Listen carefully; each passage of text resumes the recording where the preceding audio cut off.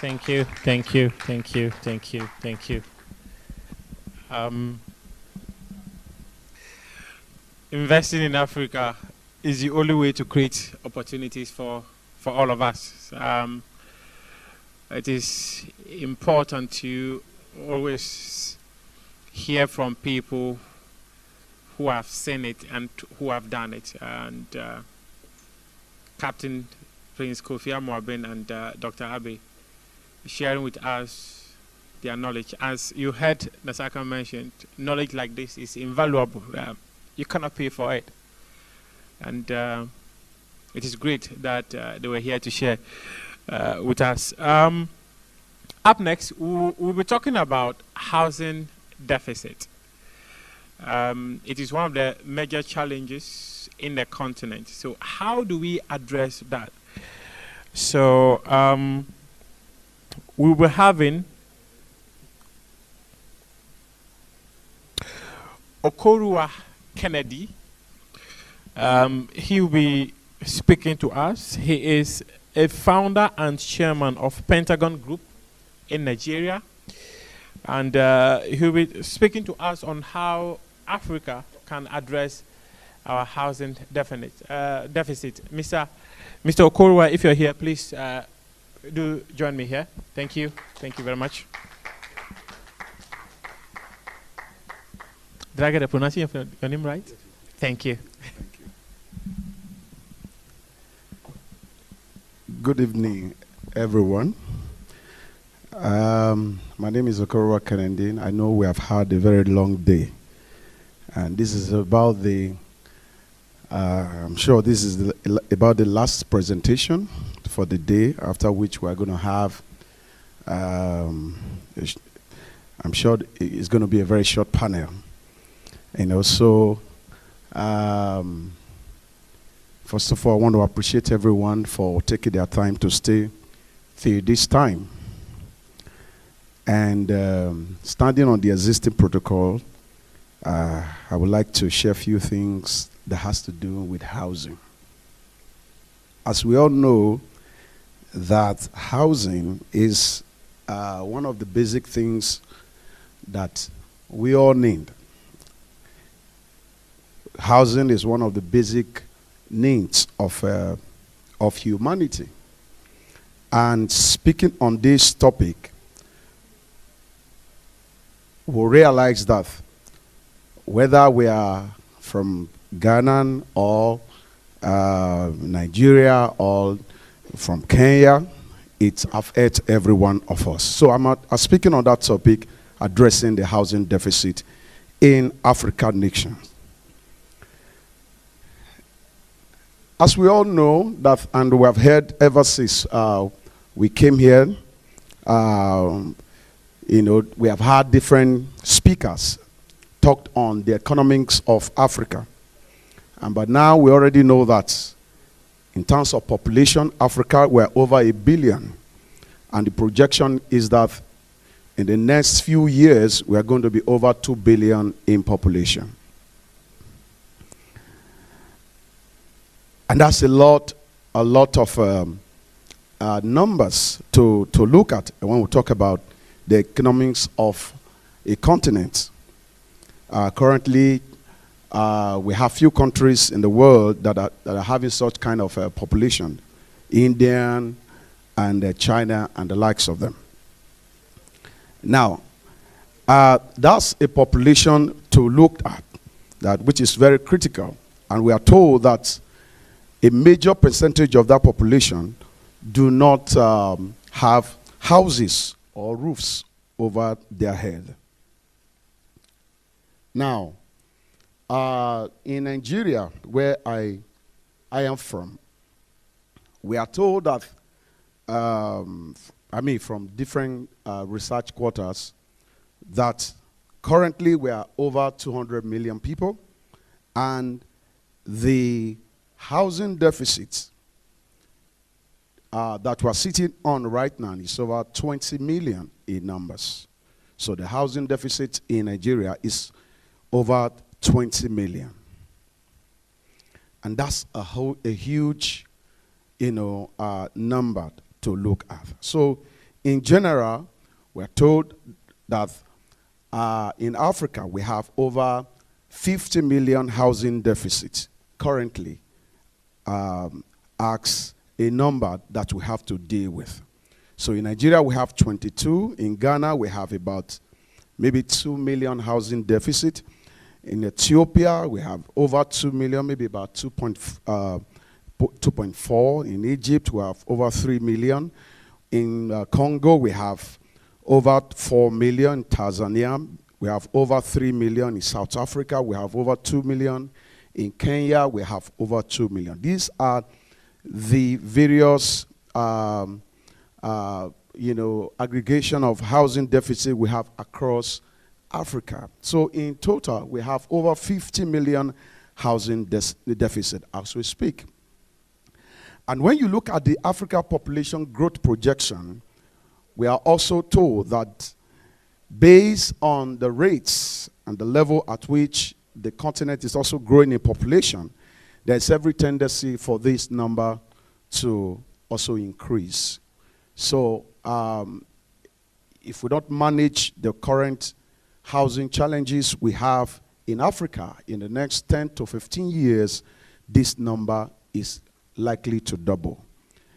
So, and if you look at a very brief economics of that, even at a very minute level, an average cost of a house that we should call a sustainable house in an environment where you have some basic infrastructure like good roads, maybe water,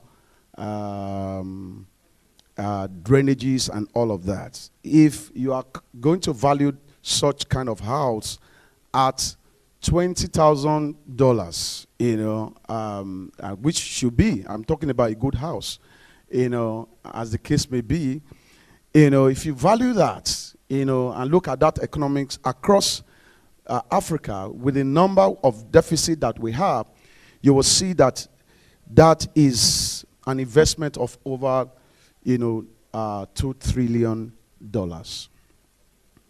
And this is the current value of the housing deficit that we have in Africa, which is also an opportunity to private investors and those who are interested in the industry. Now, having said all of this, what should we do in order to move forward so that these aspects of human needs, like we have heard some of our keynote speakers say that food is a basic need of man, which is true. Clothing is part of it. Every day we have to wear clothes. But at the same time, we also will have to live in a house. So housing is also a basic need of mankind. So we need, an average citizen of a nation will need a roof over their head. So which makes it very important and compulsory for us to look at this aspect of the deficit. How do we bridge it? How do we actually close this gap? How do we ensure that we don't continue to multiply these problems, because there are consequences and challenges that comes with this, deficit. 3 years ago, we had the global pandemic, and that taught us a huge lesson, because everybody, were practically confined to their houses. And that made it necessary that we have to look at this aspect of humanity, which means that a house is necessary for a family, and the lack of it can create a lot of instability in the system. And because of time, let's quickly look at how do we actually bridge this gap. I just mentioned a few things so that we are running out of time, and then we quickly have to move on to the panel section and have our discussions and look at the way forward. I think that one thing that the government of Africa need to look at is the aspect of funding for affordable houses in Africa. sustainable funding is critical. This is not worth individuals can handle alone. There have to be government participation. There have to be intentional government initiative to address, housing, funding in Africa. I know of an institution that was set up by some African nations, and the name is Shelter Afrique, and we are told that that institution was set up by African nations, or maybe some African nations, because I'm aware that some African nations are not part of that institution, but majority are part of that institution, and they were set up many years ago to fund affordable housing in Africa. And few years ago, when I read through their portfolio and their shareholding structure, we discovered that some countries in Africa that were supposed to be part of that structure were not contributing anything.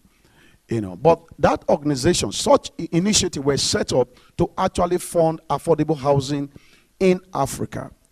They have done few projects, and I believe they have a whole lot of things to do. But such kind of structure is needed to actually address this kind of housing deficit in Africa.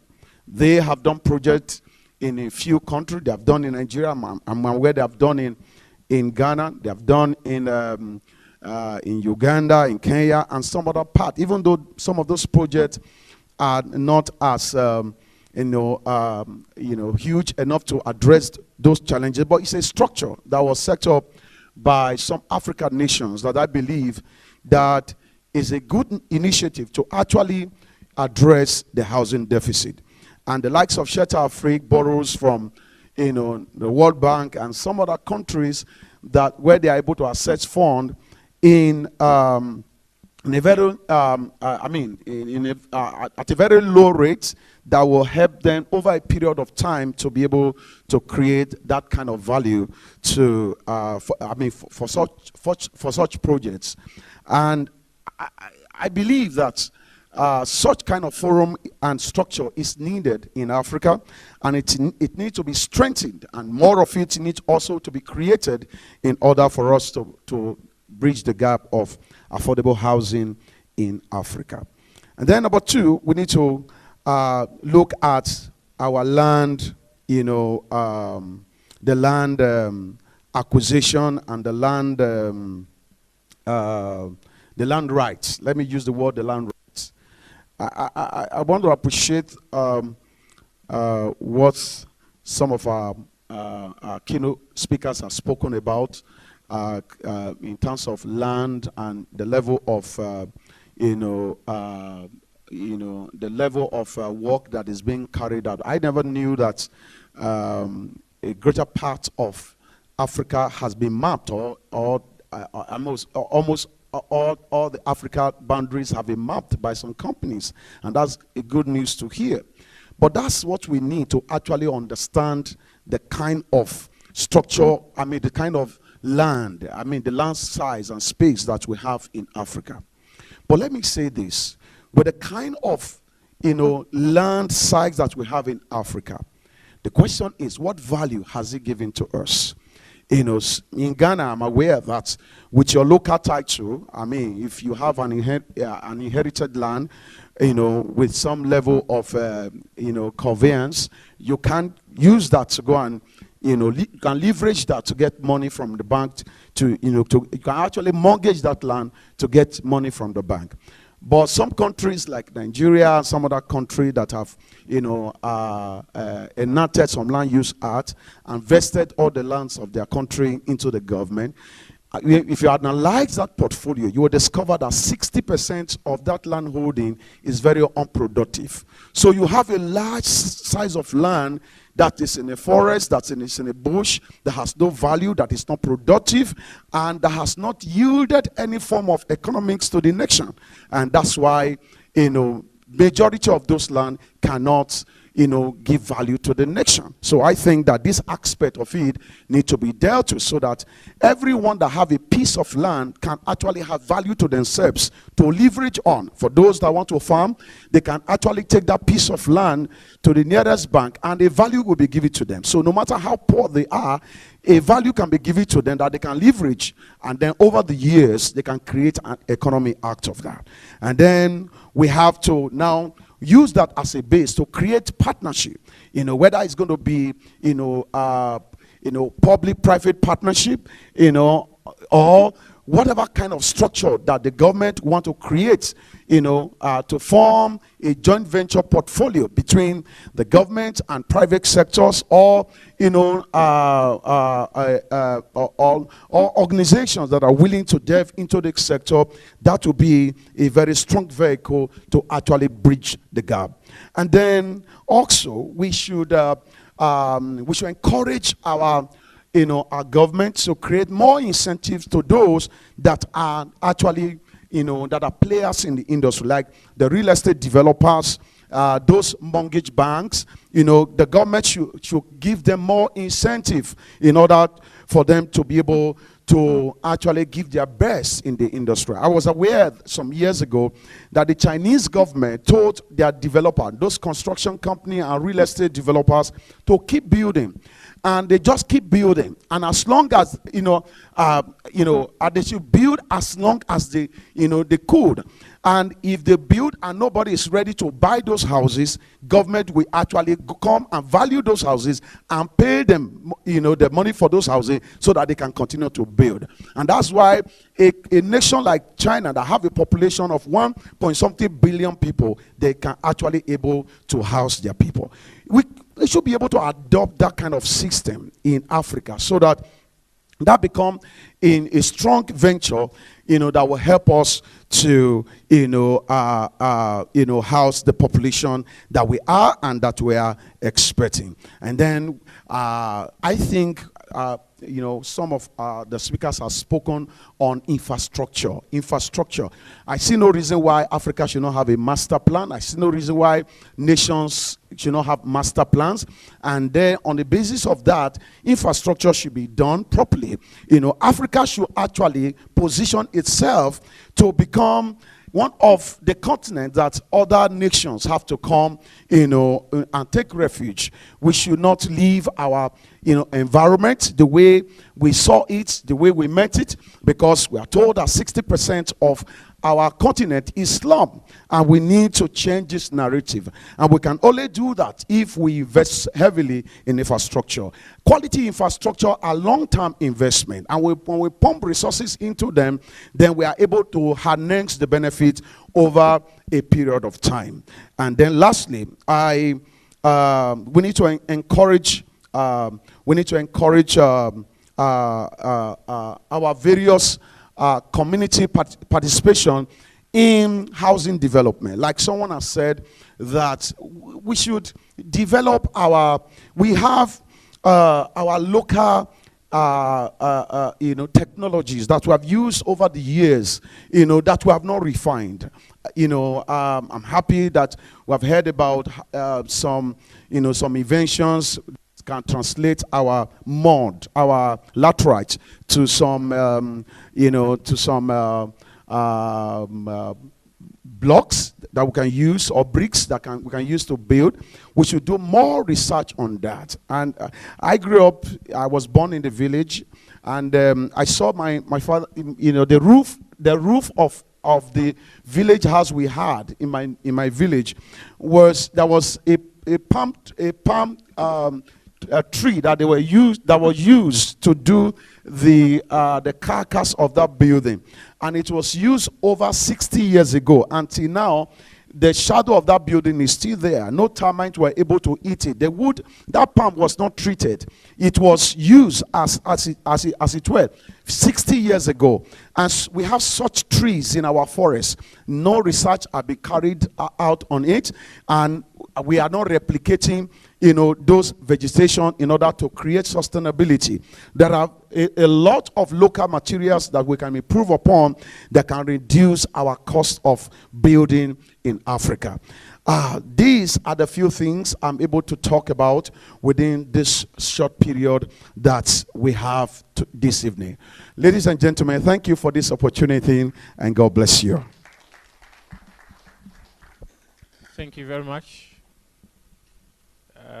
Mr. Okorua Kennedy.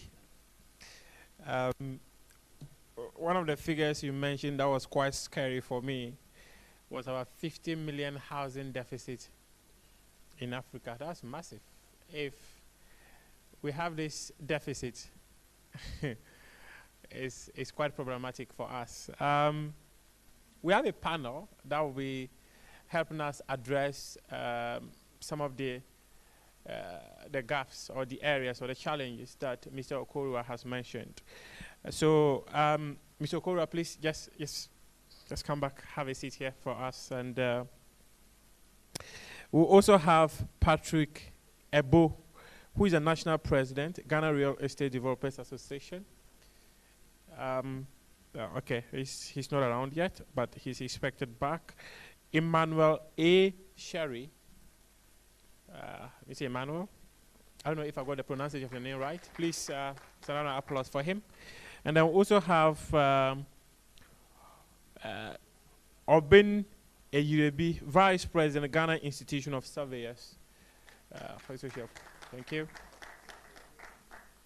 So this session is to be moderated by Peace. Please, you have Peace here. Please come up. Thank you.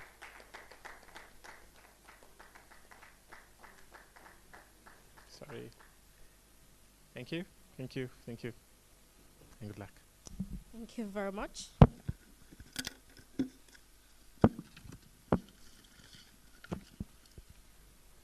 So good evening, distinguished ladies and gentlemen.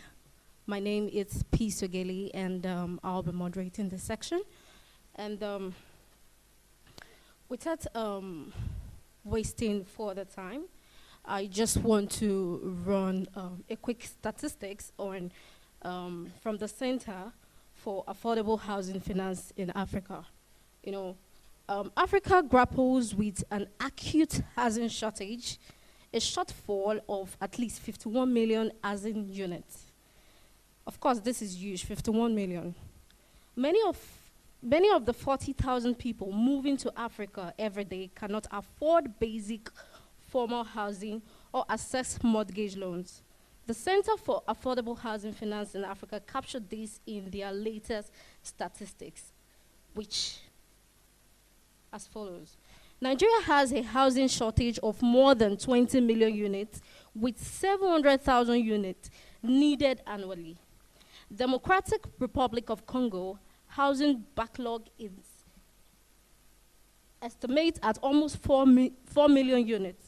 South Africa has a shortage of approximately 3.7 million, which is estimated to be rooming at 178,000 units annually. And of course, Uganda has a deficit of 2.4 million housing units, with 200,000 units needed annually. Of course, this housing deficit in Africa is a big challenge, and that needs the input of all stakeholders. So I would want to ask my panelists a few questions regarding this. So without wasting further time, my first question will be to Mr. Kennedy Okorua. Of course, you are a long-standing and leading developer in Nigeria that has done a lot in the real estate space. I know you pioneer a lot of initiatives that serves templates for others. Can you please share your wealth of experience and how best housing deficit can be addressed and the challenges you have noticed and they can be surmounted? Okay. A few years ago, I think about 18 years ago to be precise, we did research into the housing sector in Nigeria and discovered the huge gap. And the first thing that came was to us was how we could actually unlock the opportunity. We saw that as an opportunity, and we decided to start from somewhere, because there's a saying that a journey of 1,000 miles begins with a step. So we came up with the initiative to acquire land in the suburb in their large sizes, and then get it parcellated and get all the government approvals and titles, and then provide basic infrastructure, and then give it to the people who are interested to buy over a period of time. At that time, before you could buy a house or a land in an organized community, you need to save money to be able to do that. And then, you need to save money and buy in bulk. So, but the idea was, how will people be able to access this land over a period of time? So we did that, and then we came into the market. It was like a wildfire that exploded. People responded to it massively. So people will have to pay as little as what we projected at that time, over 2 to 5 years time, period of time, to be able to acquire those land, in those gated communities. The responses were high, and till date, it became, something that is being practiced across Nigeria, and I'm sure that maybe part of that strategy has also gone beyond the shore of Nigeria. That really gave a roadmap towards people's ability to own the basic thing that we call land. But we tried to bring that into the housing sector. So we brought that initiative, because the housing sector require much more funding, and we brought it into the sector, trying to see how we could access, long-term funding in order to be able to enable people, because the mortgage sector were supposed to be the institution handling that, and the mortgage sector were not working effectively and successfully. But that didn't work very well, because accessing long-term funding was a huge challenge because of the level of inflation that the country will have to battle with every year, and because of the exchange risk. So these were the challenges we went through. But successfully, we were able to create a strategy around gated communities. Until date, a lot of Nigerians are using that strategy to access land, and many real estate companies have successfully adopted that, and that is what is being practiced across the nation, and that has helped to reduce people's expectation on land, and over time they are able to also build their houses there. Thank you very much. That was really, really insightful, sir. Thank you so much. My next question will be to Mr. Patrick. As the national president of the real estate developer in Ghana, can we have your opinion? What are the main issues from the side of developer, and how can this developer catch up? Okay, it's not here. So, okay, you can help us with that, sir. Okay, thank you very much, Peace. It seems my good co-panelist, Mr. Kennedy, has touched on some of the vital points as well. If we should talk about housing, land plays almost 40% of the entire housing that we see today. So if 40% is being dominated by land acquisition, then the remaining 60% can easily be sourced from other sources, especially with the labor. Labor plays almost 15 to 20%. Then the rest must come with it associated materials. Here we are today.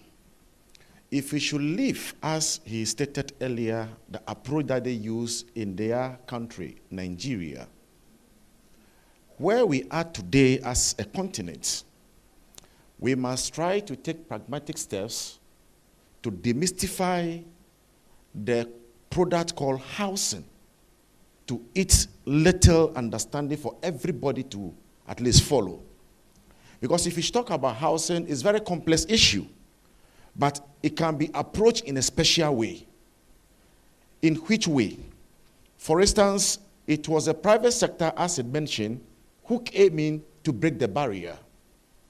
Today, in our part of the world as country Ghana, allodial owners of our lands happens to be the traditional rulers. So, as it happened this way, they are the custodians. So every land is invested in their domain. So therefore, if you want a land which plays almost 40% of the housing component, you need to go to them. Some of them, they run out of these land banks. So therefore, what happens? Double selling, triple selling, quadruple sellings, that is the norm of the day now. So the few estate developers who are in the market trying to take advantage, they buy same land with different 4 owners or 3 owners or 2 owners. So after going through this hurdle, how do you expect them to do? They slap the cost on the final product. So even though the house is there, but it's not affordable. So for us to demystify this particular nomenclature called housing or affordable housing, what we are expecting or envisaging or we put before government is that in as much as the traditional rulers are the allodial owners, then government has a goodwill to go to the allodial owners and discuss with them with an agreement, an arrangement that, okay, we need the land banks. Not just financial, we have banks that we all know is, if you talk about a bank, we are talking of financial institution. Banks are places that financial, where we deposit our money. But we have another one also called land bank, which means a collective of lands identified at a particular pool. So if that happens, for instance, within this enclave, government has gone to him as a landowner and then negotiate that, okay, I'll give you a certain percentage. Give us this land. We'll develop so that you have a share in every profit that comes in. They will listen. But in this case, government has left everything into the domain of the private sector participation. If that happens, it's business as usual. And if it's business as usual as well, we may not get the type of quality we are looking for, especially building according to plan. Anybody, because you purchase your land the way you want it. So you go, take a permit, then you put whatever structure you believe is best fit to you, and then that's all. So you realize that the area is developing, but it's not developing according to plan. So if this happens, the area may not get the recognitions that it so much deserve. So therefore, for us as a continent, the first thing we must be looking at is who are the allodial owners of the lands. Let's get closer to them, get the lands banks. Then that is where we go into the market looking for private partnership. That's where the PPP comes in place. Until then, all that we are doing is just cosmetic. Thank you. Thank you very much. Thank you very much. Sir, may we also, have your own take regarding this issue? Thank you, Madam Moderator. And I want to speak from the point of a professional. That's the housing delivery effort has 3 pillars, which, as a professional quantity surveyor, for that matter, we look at the policymakers. As we're talking about land banks and no distance are by the government, we look at the individual owners, potential owners, and the technical people who, as it were, lead in the production of these housing. I think in Africa, sitting here and hearing the housing deficit is very, very staggering. But I believe it is so because we have left the way the African see himself being accommodated in the days of old, and probably thinking that when we say housing, then we are looking at the modern concept of housing.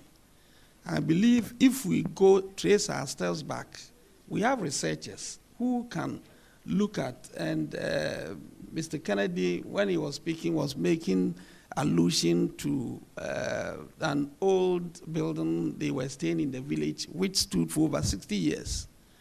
The question is, the type of housing we are talking about, if we want to demystify housing, are we saying those houses are not good, that has to be scrapped away, for us to go and look at glazed buildings, block buildings, that put a lot of financial burden on the individual? I think those buildings in our villages that had looked after some of us over the years, through research, can be remodeled. So that all of us don't go, when we say housing, then we are talking about concrete blocks, we are talking about glazing, we are talking about tiling, which, of course, are disposable income on the African continent. How many of us can absorb that kind of housing? So if we want to demystify what housing is, once we look at what we can do to make sure that with research, those buildings, if we want it to be modernized, can be constructed in a way such that when we are talking about category of houses, we should be able to categorize them from those types to concrete blocks to high-rise apartment to glazing to all kinds of housing that we are talking about. It looks like now we've all boxed everything in one. When we say housing, then we are looking at blocks, modern housing. No. If we want to look at housing in that perspective, then it will take us a million years for Africa to catch up with the housing deficit that is confronting us. Because the amount of money that we require to invest to provide houses for our people is very staggering. The level of our development cannot cope. So I believe research is something that we have all left behind, because a lot of research institutions have come up with various types of housing materials that we can use on the African continent to be able to cut down the cost of producing a house. Right from the typical hamlet, typical village, go to the towns, come to the cities. We have boxed all the types of houses together. And when we do that, then there will certainly be a horrendous deficit. So that concept of housing, we need to look at. Now, as a professional involved in the housing delivery, especially when it comes to cost management, I see housing development as a process, right from conceptualization through. And therefore, the ability for the developers in housing to be able to maximize resources in various localities to produce type of houses that befits that locality should be looked at. Else, given an example, if we go the way we are going, then the people in Greenland, the igloos, it's a type of house they are using. Are we saying they are not good? All of the igloos should be scrapped so that they come and dwell in modern type of houses that we are all saying is housing? So I believe research should not be left out. We need to look at so that those buildings, if we need to modify, if it has to be changed with some least amount, it will be so that it will be more habitable and within the certain locational context. Or if we say housing deficit and you go to a hamlet, do you put an apartment in a hamlet? No. If you come to the cities, how do we see housing? Now, having understand all these things, then we want to look at the strategies for providing specific housing for specific type or specific category of the people. And we certainly want to make sure we develop houses that can fit the way we live as Africans. We develop houses that can fit our way of life. And that, in a way, will help us, because when we talk about cost of materials, it will not come down anytime soon for anybody. And therefore, there is the need for us to manage effectively. I think I want to end here so that as and when more questions are posed, we can go into the nitty-gritties. Thank you. Thank you, thank you, thank you, thank you very much. That was a beautiful one and very, very insightful. Thank you so much, sir. I would like to ask Mr. Kennedy Okorowa, can we know your perspective in terms of policy that can be adopted by various African nations in addressing this housing deficit? Policy? Yes. Policy? Yes. Okay. Well, that is a very,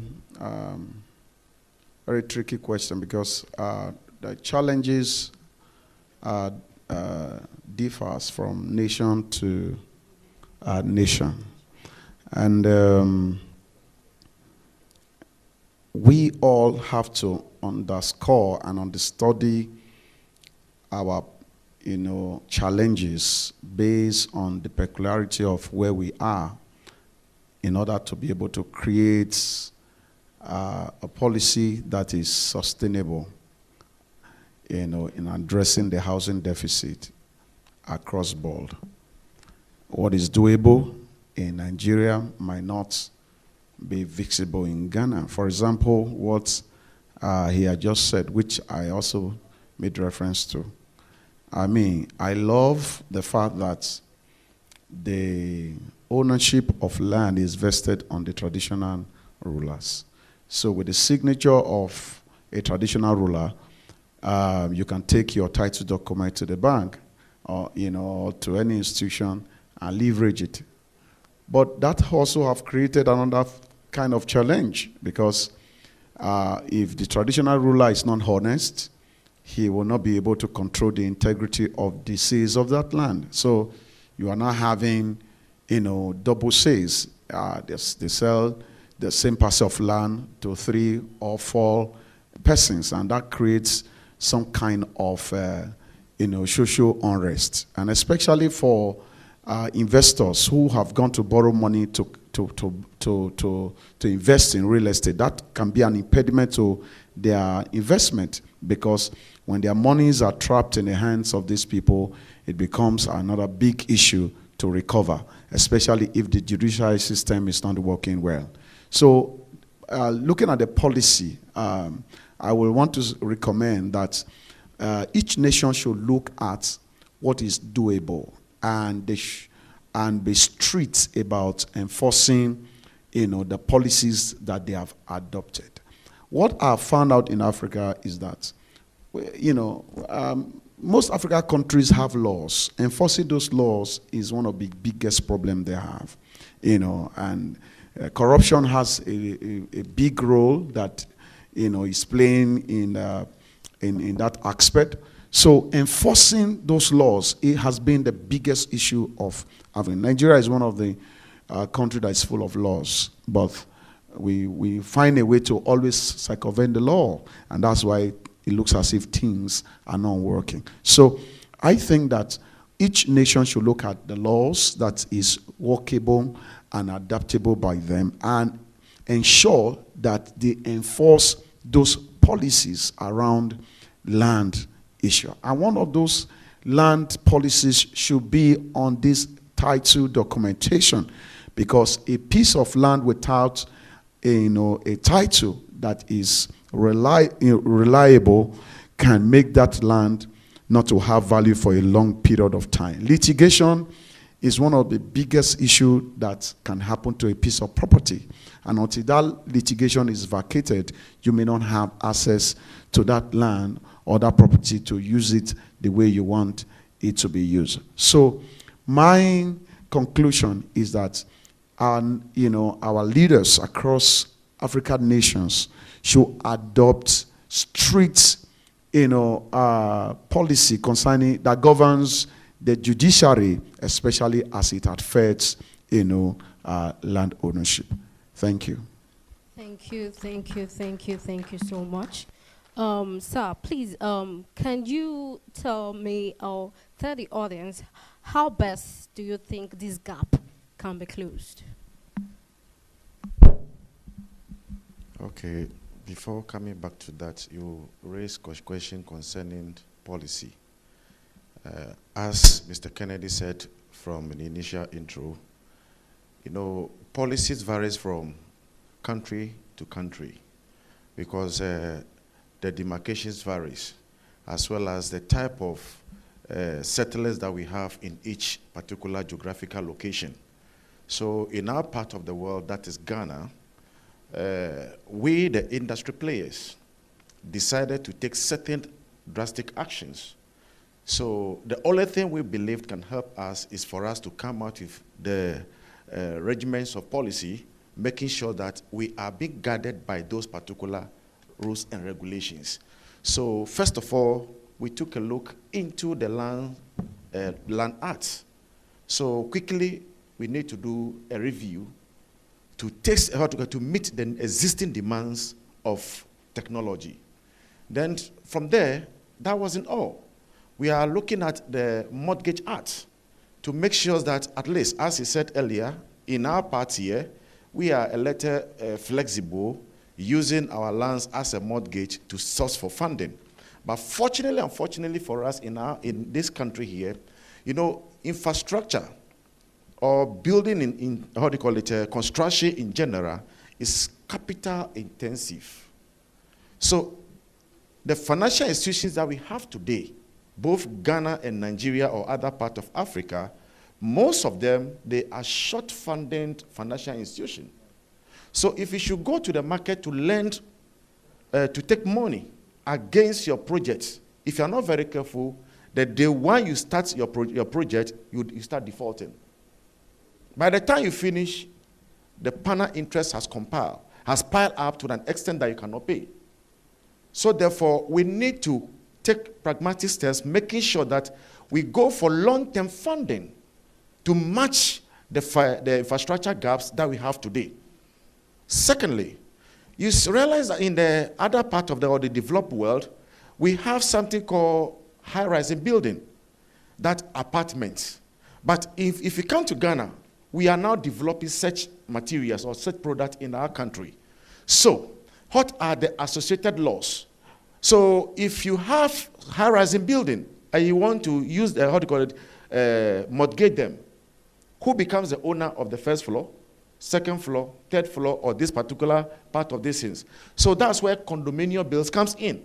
So quickly, we need to go and draft what we call condominium bill, so that if it's being passed into an act, we can at least see the demarcation that this particular apartment on this floor is yours.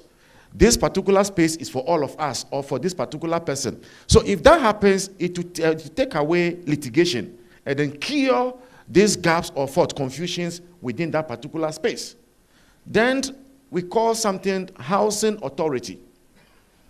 Where we are, without housing authority, it will be very difficult for us to develop the housing sector, especially in Ghana. So a bill has been drafted, which has been sent to cabinet.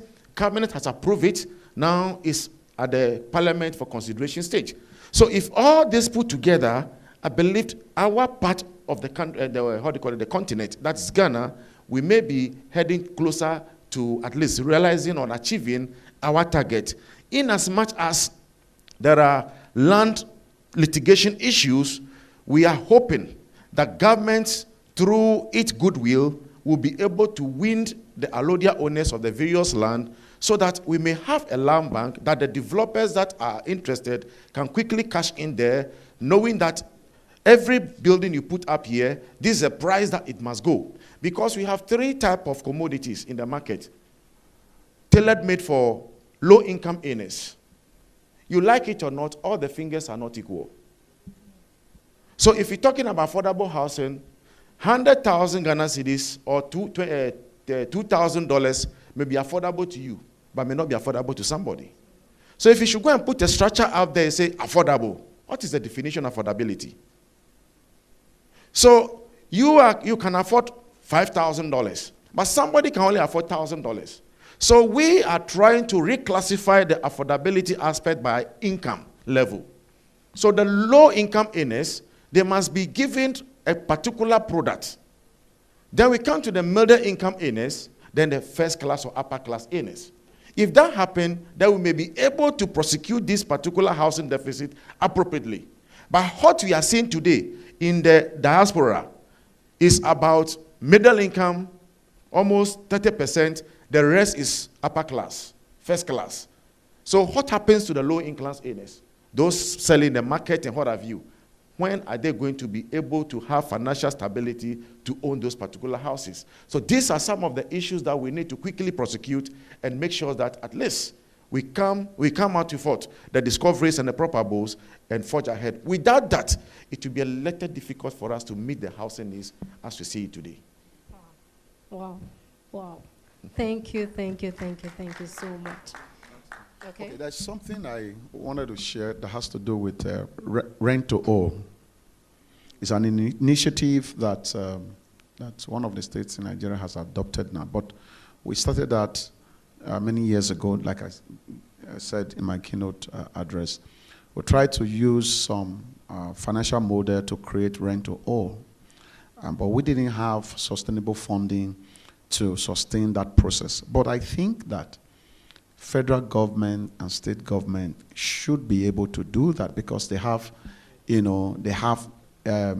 monthly incomes that they generate from their internally generated revenue. And if they allocate a portion of that to their housing sector, they can, with that, create a sustainable housing model for the low-income earner and the middle-income earner. And in such a way that they're able to build affordable houses in some locations and have their civil servants and people that have regular income, even though not much, to own those houses over a period of time. So with that, laws can be made, around that. And currently, the Lagos State government is doing that. But if they're able to do much more, allocate much more funds to that, they're able to build houses in thousands maybe every other month. And then people buy those houses over a period of time, like 30 years and 40 years. And they are paying at a very low interest rate because that funding for that project is not borrowed from external source. I was speaking to a young man during our lunch today. I was told that the cost of funding in Ghana is about 30 to 35% per annum. And that is, I thought we have a problem in Nigeria. But when I heard that this afternoon, I said, what? That's a bigger problem. I mean, how do you borrow money at 35% to go and build a house? What kind of margin would you have on such a house that the low-income earner or the middle-income earner can be able to afford that? If that project goes through 24-month cycle, that you are talking about 70 to 80% interest rate plus inflation. When that happens to any construction, automatically it will fail.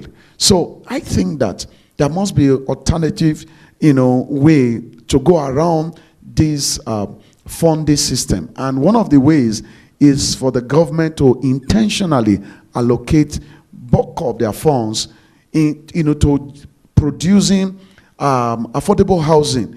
And that investment will not be stagnant because once people get mortgages, they start servicing it. And once there is foreclosure law, if you don't pay, the house will be sold.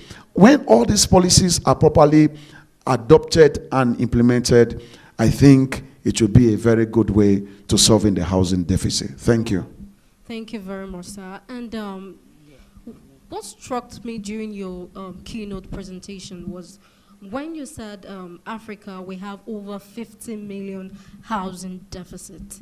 Wow, that is really huge. It's really huge. So, sir, can you tell us, how can we move forward? How can we move past this? Yes, thank you. In moving forward, these are some few thoughts. I'm looking at in the context of urban development. as had been outlined, it starts with land. And I think the policymaker should be looking at how you can get a secure land free of litigations. And that is why in the current Land Act in Ghana, the law allows allodial owners who don't have money to register their lands to approach the Lands Commission for the lands to be registered. Because once value is added, they are able to make a lot more income than they are doing. So once you approach them, it's in the law, they will, as it were, register the land, and as and when you are selling, they can get back their fees. It's one of the things that has been done nicely, but I don't know whether some people are taking advantage of that. Secondly, type of housing that you develop. I don't think we should look at one fixed all house types, as has been outlined. Various level of incomes, we should define various housing for them. In Ghana, the upper class houses, there are no challenges because you develop the building, the house or whatever apartment is so 500,000, 2-3 bedrooms. People will buy, you make your everything, there is no problem. The major problem comes in as you descend down the middle to the low income. That is the bulk of the housing deficit. That is the major problem. And what type of materials are being used to develop such houses, I think should also be looked at. Recently, we have our building code, and all these things are things I think the policymakers should be looking at, so that when we say low income, it should be indeed low income.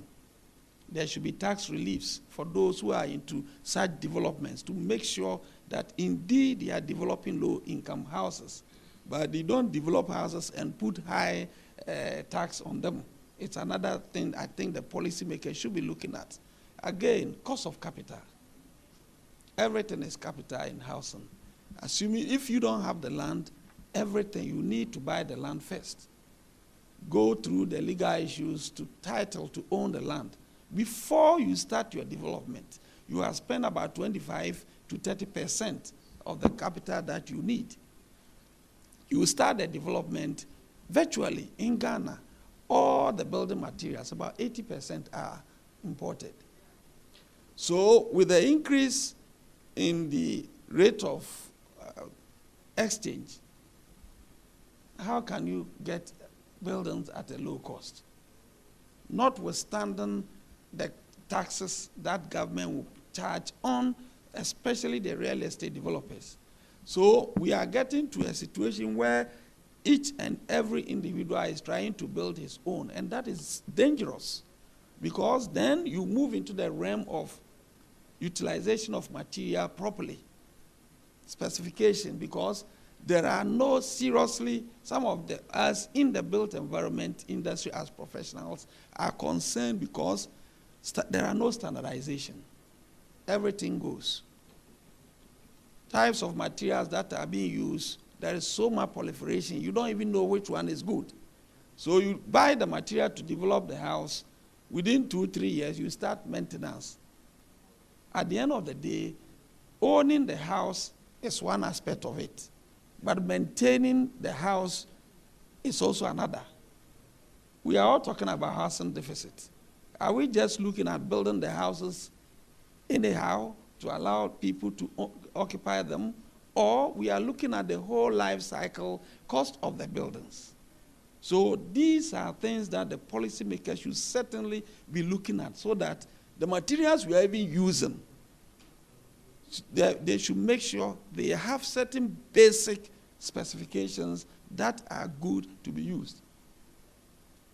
Else, we are talking about housing stock, rush to produce houses, and you will be left with disaster on our hands because things are not well coordinated. So I believe if there is coordination right from land acquisition to materials procurement, capital management or capital utilization and things like that, overall, we probably will be able to manage the cost of construction, so that when we're talking about affordability within certain income range, we can indeed defend it. But now we say affordability classification. Do we have it? No. I believe policy-wise, we need to classify the affordability per income, not underscoring the quality and the specification and things that goes into those ones. So certainly, we need a more coordinated, a more sustained, and lastly, very sustainable way of ensuring that our housing deficit challenges are well looked at if we want to, as it were, have a way of solving those challenges. And it should be country specific. It shouldn't be one fits all for all of us. Thank you. Thank you, thank you, thank you, my distinguished panelists. It's actually been a long day, and I don't know if any of you have any more contribution regarding this housing deficit. Okay. So, well, I think we have dealt with on so many issues. In a final remark, I want to say that affordable housing is a possibility in Africa. I keep repeating this statement that someone made some years ago. He said, "Nature is the art of God, but environment is the art of man." Nature is the art of God, but environment is the art of man. We Africans have to decide the kind of environment we want to create, and especially the kind of environment that the future want to come and meet. Today, we have a lot of Africans take money from Africa to go and buy houses in Dubai, in UK, in Canada, in America, and we all take pride in it. Oh, I own a house in the US, I own a house.